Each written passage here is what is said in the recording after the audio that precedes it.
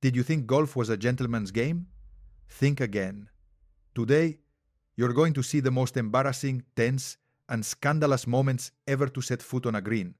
Live tantrums, public outbursts, and meltdowns that shook entire careers.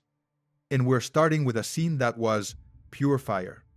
It all happened at the 2015 US Open. An elite tournament, yes, but on a highly criticized course, Chambers Bay. Uneven greens, unpredictable surfaces, a layout that infuriated more than a few. Players complained quietly, but Billy Horschel decided to do it out loud. Very loud. In the middle of the final round, he completely lost control. He slammed the turf with his putter, gestured wildly after every miss, and turned each mistake into a small televised meltdown. Sighs, complaints, looks to the sky, all caught on camera. And then came the bomb. At the press conference, he flat out said, "I've lost respect for this organization." Just like that. No nuance, no filter. He later apologized for his behavior on the course, yes. But he never took back a single word of his criticism. Was he right about the state of the course? Maybe. But turning the final round of a major into a personal crusade, that wasn't passion. That was crossing the line. Chambers Bay had its flaws. But Horschel's sportsmanship that day was even more uneven than the greens themselves. And if you thought that was extreme, wait until you see what Rory Sabatini did in 2005. Because that wasn't just disrespect, it was a silent message. Broadcast in prime time. Our next scene takes us to 2005. The Booz Allen Classic. Final round. Rory Sabatini paired with Ben Crane, a player known, and not exactly admired, for his excruciatingly slow pace. Every shot, an eternity. Every pre-shot routine, a full-length film, hole after hole. Rory's patience evaporated. And on the 17th, he snapped. After hauling his putt, he didn't wait, didn't look back, didn't say a word. He grabbed his bag and marched straight to the next tee, leaving Crane completely alone, still mid-hole. Cameras rolling, gallery silent. It wasn't a mistake. It was a message. "I've had enough." The criticism came fast.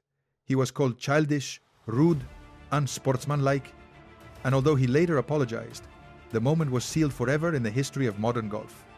Because yes, slow play can drive anyone crazy, but leaving your playing partner stranded mid-round, in front of the entire world, that's not losing your patience. That's losing your respect.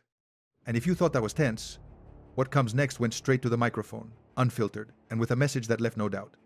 We're heading to the 2008 Zurich Classic, a tournament that promised birdies, excitement, and ended up becoming one of the most uncomfortable duels ever broadcast. Bubba Watson, explosive, fiery.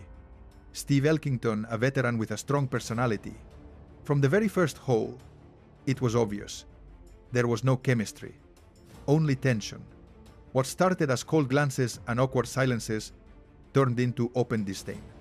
During the live broadcast, a hot mic caught Bubba dropping a line that needed no censorship to be understood. "Steve can kiss my..." No filters, no elegance. Pure frustration, heir to millions. But the coldest moment came later. Final hole. Match over. Time for the handshake. And Bubba ignored him. No eye contact, no gesture. Just his back, a live broadcast of pure disrespect. The crowd froze. Even Elkington seemed stunned. Bubba apologized days later, saying he got carried away. But by then, the clip had gone viral, and the image was already burned into memory. A player who, that day, wasn't playing against an opponent, he was playing against sportsmanship itself. And now, get ready for one of the most humiliating moments ever seen on a golf course. Because this time, there were no words. Just a historic beatdown. WGC Match Play, 2006. First round. Stephen Ames is asked about his match against Tiger Woods, and he responds with a line that, in hindsight, was a career suicide. Anything can happen, especially with how he's hitting it right now. Translation: Tiger's not that scary. Error: Monumental. Tiger didn't respond with words. He responded with birdies. From the very first shot, it was a demolition. Birdie, birdie, birdie, par. And then, the massacre continued. Hole after hole, Tiger crushed Ames. Final score, 9-8. One of the most brutal defeats in tournament history. They didn't even need to reach the halfway point. It was a masterclass in total destruction. But the most brutal part wasn't the score. It was the ending. The match ends. Ames walks up with a forced smile and an outstretched hand, as if he hadn't poked the beast the day before. And Tiger just looks at him. No words, no expression. He shakes his hand with the warmth of an iceberg. No eye contact, just a cold, piercing stare. The famous death stare. Ames learned something that day. There are opponents you simply don't provoke, and Tiger is one of them. And if that was a beating, what comes next is something else entirely. Because this isn't about losing, it's about vanishing mid-tournament. Without a trace. Australian Open, 2011. John Daly was having a terrible day. But what no one imagined is that it would end as if he'd been swallowed by the earth. It all began on the 10th hole. 2-stroke penalty for playing the wrong ball out of a bunker.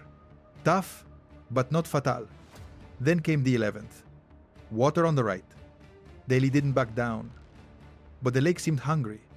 1, 2, 3, 4, 5.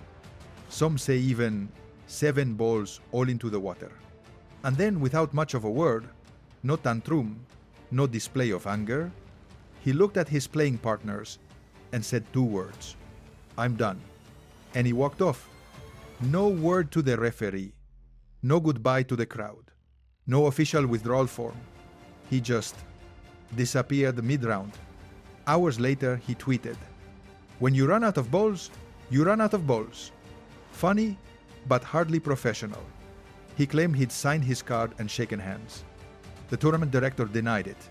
Fans were baffled, and his playing partners were still on the fairway, trying to understand what had just happened.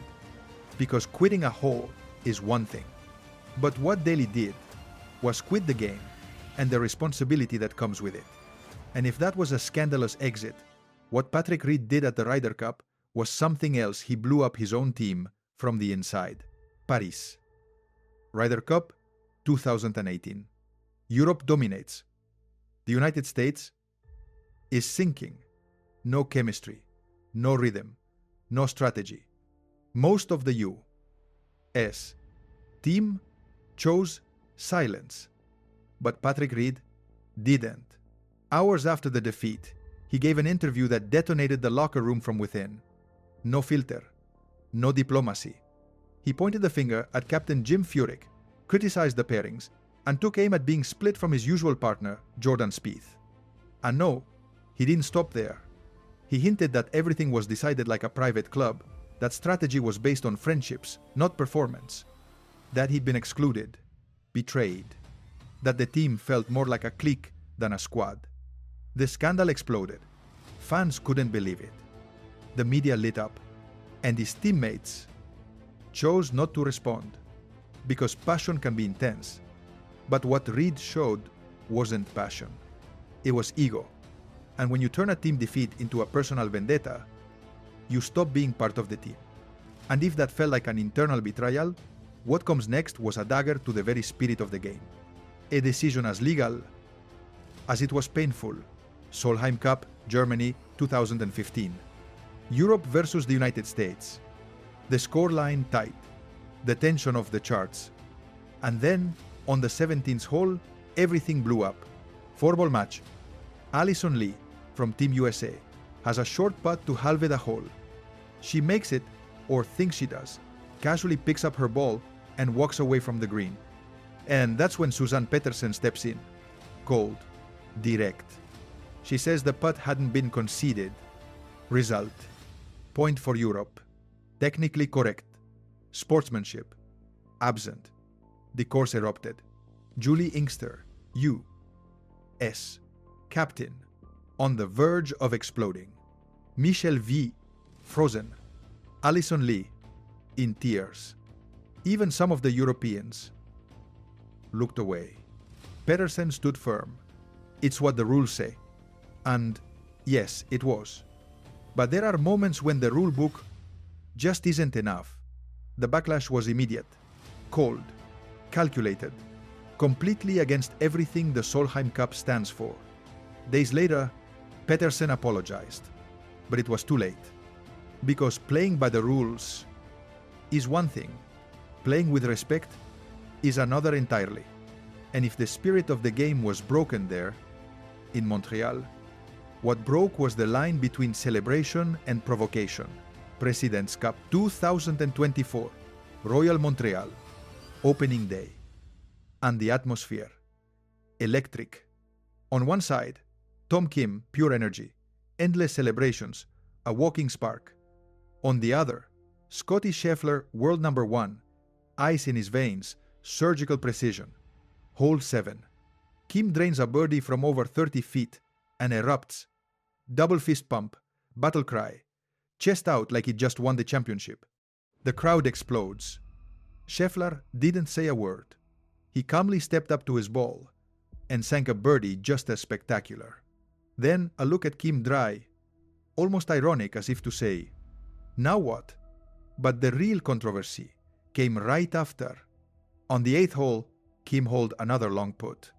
He yelled, celebrated, and walked straight to the 9th tee without waiting for Scheffler to play his shot. Everyone saw it. Paul McGinley on the broadcast called it right on the edge of bad behavior. Kevin Kisner, U.S. Scheffler and Russell Henley won the match. But what stayed wasn't the score, it was the scene. Because in match play, you can celebrate, you can feel the adrenaline, you can show intensity, but without respect. Golf becomes something else entirely. And when no one's watching, that's when you really see who's who. Because in this sport, reputation can be stained by a single gesture. Indonesian Open, 2005. Second round. Colin Montgomery, a legend of European golf, finds his ball in a tricky spot standing water next to a bunker on the 14th hole. Just as he's preparing to hit, play is suspended due to a storm. So far, everything normal. But the next day, when he returns to the course, and what he did next is what sparked the real storm. Monty didn't call for a rules official. He didn't seek witnesses. He simply replaced the ball, but not where it had been. He placed it in a cleaner, drier spot. And conveniently, a much more favorable one. He made par. And carried on as if nothing had happened, until a photo surfaced. An image showing, without a shred of doubt, that the original lie had been far worse. And that's when the accusations began, articles, video analysis, whispers among players, all pointing to the same conclusion. Montgomery's response? Absolute silence. No explanation, no statement, only one gesture afterward. He donated his tournament winnings to charity. A kind of silent confession that said more than any press conference ever could. Because in golf, when you feel the need to cover up what you did, it probably wasn't as clean as it seemed. And if we're talking about playing dirty, what happened at the 1991 Ryder Cup was nothing short of a war over a single golf ball. Ryder Cup 1991. The United States versus Europe. Foursomes format. Players alternate shots and must use the same ball throughout the entire round. But Seve Ballesteros, with that trademark instinct of his, noticed something odd. Very odd. Paul Azinger and his partner Chip Beck seemed to be switching balls depending on the type of shot. Discreetly, yes, but they were doing it. And that's against the rules. Seve didn't stay quiet. He called it out right there in the middle of the match. Azinger denied everything. But the tension was already boiling. Glares hardened. Voices rose. What was once a match became a duel. From that moment, the psychological warfare began. Seve and Jose Maria Olazábal struck back with pure strategy. Coughing during the American swings, walking ahead of their shots, pushing the rulebook right to the limit. It wasn't cheating, it was pressure. And it worked. The Americans were furious. The Europeans, more fired up than ever. The match turned into a clash of egos, veiled accusations, and provocations disguised as strategy. That day, golf took a backseat. What we witnessed was a war of pride, ignited by something as small as a golf ball. Because when two grown men are fighting over which ball to use, sportsmanship has already left the course. And speaking of losing respect, what Sergio Garcia experienced in 2015 was a storm, both from the stands and from the broadcast booth. The Players' Championship, 2015, TPC Sawgrass. From the very first shot, Sergio didn't just battle the course, he battled a hostile crowd. Boos, taunts, jokes about his accent. And they didn't stop. Every hole, a provocation. Every swing, a lack of respect. And when the playoff came against Ricky Fowler and Kevin Kisner, things spiraled out of control. Shouts during his backswing, insults about his heritage, mockery about his nationality. It wasn't rivalry anymore. It was harassment. And the worst part didn't come from the fans. During the live broadcast, an NBC commentator mocked his Spanish accent on air. Another cracked a siesta joke. All of it in the final round of one of golf's most prestigious tournaments. And Sergio? He didn't crumble. He didn't lose his temper. He finished his round, shook hands politely, and said, "Overall, it was a great week, even though some people don't deserve to be watching golf." That line said it all. While others hid behind the crowd or behind the microphone, he stood tall and reminded the world that respect isn't shouted, it's shown. And speaking of respect, what happened at the 2023 Ryder Cup shattered it into 1,000 pieces. And the worst part, Ryder Cup, Rome, 2023, Saturday afternoon. Team USA needed something big. And Patrick Cantlay delivered a massive birdie from over 40 feet. Absolute silence from the crowd. Total euphoria from the American side. So far, everything within the game. And then, Joe LaCava entered the scene, Cantlay's caddy. He took off his cap and waved it toward the European crowd, mocking them over the whole Hatgate controversy. Provocative, yes, but still within the show. The problem was, he didn't stop there. He walked across the green as if the match were already over and stopped right next to Rory McIlroy, who still had a putt to tie the hole. Rory, calmly, asked him to move. LaCava didn't. He just smiled and said, "Relax, Rory." All of this while standing directly on Rory's putting line. Rory missed. Point for the U.S. But the tension was only just beginning. Minutes later, in the parking lot, McIlroy exploded. He had to be restrained as he shouted furiously straight at the caddy. Because celebrating is one thing, provoking your opponent in the middle of play is something entirely different. That day, Joe LaCava didn't just cross the line. He stomped on it in front of millions.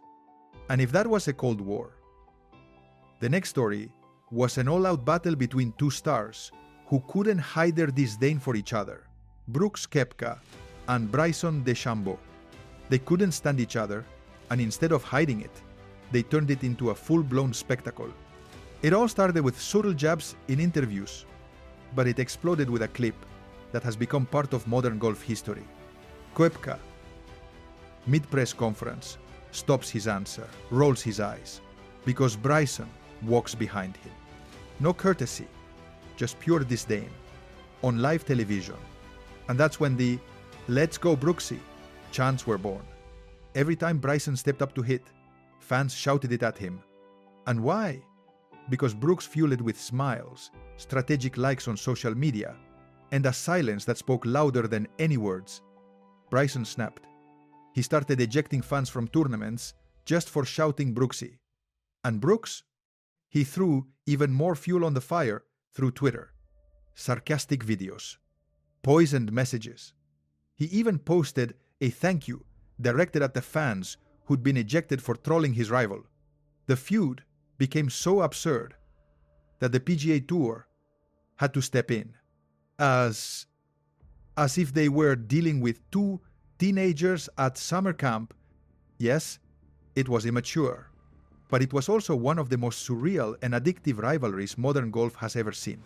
And if that was a war of egos, what a legend did at the 2018 U.S.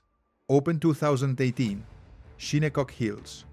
Phil Mickelson, a golf icon.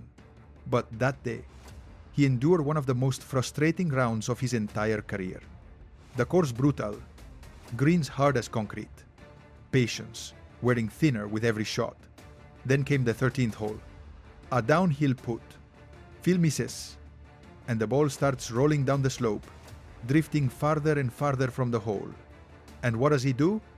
He runs after it and hits it while it's still moving. Just like that, in the middle of a round, at one of the biggest tournaments on the planet. It wasn't a mistake. It wasn't confusion. It was intentional. He admitted it afterward. He did it to avoid an even higher score. The penalty? Only 2 strokes. The reaction? An earthquake. Boos from the crowd. Commentators speechless. Fellow pros outraged, calling it a blatant act of disrespect, not just to the tournament, but to the sport itself. Because that wasn't frustration. It was rebellion alive, I don't care, broadcast to millions, leaving everyone asking, where did the code of honor go?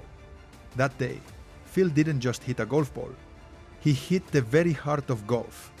And if we're talking about embarrassing images, the next one looked like a movie ending until it turned into a full-blown circus. Ryder Cup, 1,999. Justin Leonard sinks an impossible putt, a bomb from 45 feet. The crowd explodes, literally. Teammates, caddies, coaches, wives, even mothers. Everyone storms the green as if they'd just won the Super Bowl. Hugs, shouts, fists in the air. A scene straight out of a movie. But there was one small detail. The match wasn't over. Not even close.